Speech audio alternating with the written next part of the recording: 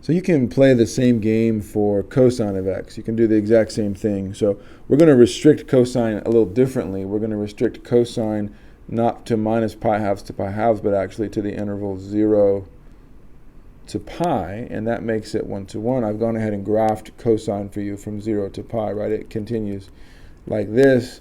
We want to see just this part, and that captures all of the essence of cosine. Got the full range. I'll point out to you in this video, there's a lot of choices you can make. This is an arbitrary choice we made. We could have easily done it over here, you know, and had a different shaped, different numbers here, but the same essential graph. So we are making an arbitrary choice, but this is standard, and so it works, and so we agree that's what we're going to restrict cosine to.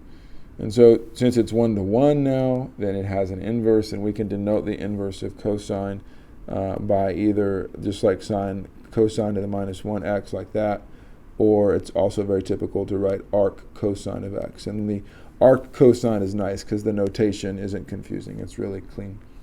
So if you want to graph it, here you're starting with, in blue, y equals cosine of x. You flip that over y equals x, and you get a graph of the inverse cosine here in purple. So there's the graph. Basic properties, cosine inverse of x is y if and only if cosine of y is x. That's your friend. You're going to need that to work out homework, so on and so forth. By general properties of composing an inverse with its function, then you get this composition is just x for all x in the domain of the inside function. So this is for x between 0 and pi. Similarly, this composition is also just x, but this time you have to have x in the domain of the inside function. The domain of inverse cosine is going to be minus 1 to 1 again. We should write that down. I left that off actually. So let's write that over here. So the domain of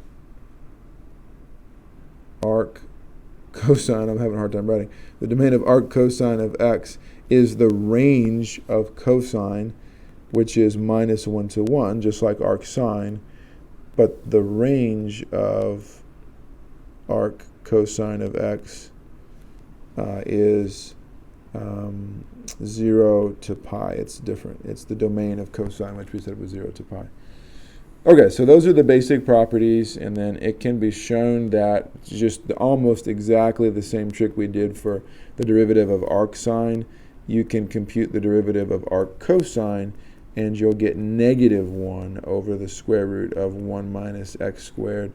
And just like with arc sine, you have to not include, man, I just can't write tonight. You have to not include minus 1 and 1. So that's a key derivative formula that you want to know. Let's go ahead and wrap up the functions we're going to look at, and then we'll do some examples in the next video. So again, we can play the same game for tangent of x. So here's the graph of tangent, just tiles. It's the same graph again and again and again. So the natural place to restrict to is on this interval right here. For the record, this is minus pi halves, and this x value is pi halves. And so we want to restrict tangent to the open interval minus pi halves to pi halves, very similar to sine, except we want this to be an open interval because these are actually asymptotes. And so on this interval, tangent is 1 to 1, so it has an inverse. And we usually write that either the same thing, inverse tangent like that, or we can also just say arc tangent of x, whatever you prefer. Arc tangent is nice because there's no confusing symbols. So I wanted to go over the basic properties. We'll look at the derivative, and then we'll end this video. So first off, the graph is pretty interesting. You flip this graph around y equals x, and what were vertical asymptotes at minus pi halves, whoops, let me get my highlighter, minus pi halves and pi halves, those become horizontal asymptotes at minus pi halves and pi halves. And this graph basically goes almost sideways in some sense, not quite, but it ends up looking like, let me clean this up a little bit. It ends up looking like this, and it's getting closer and closer, and then on this side it's doing something like that, getting closer and closer and closer to minus pi halves. So this is a graph of inverse tangent.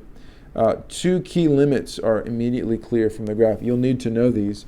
The limit as x goes to infinity of arctangent. Arctangent is getting closer and closer and closer and closer to pi halves. So this one is pi halves. And the limit as x goes to minus infinity of arctangent.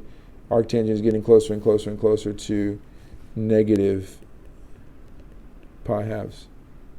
The domain of tangent, we said that this was minus pi halves to pi halves, and this is equal, by the way, to the range. I'll just write it, range of inverse tangent. I think we can squeeze that in.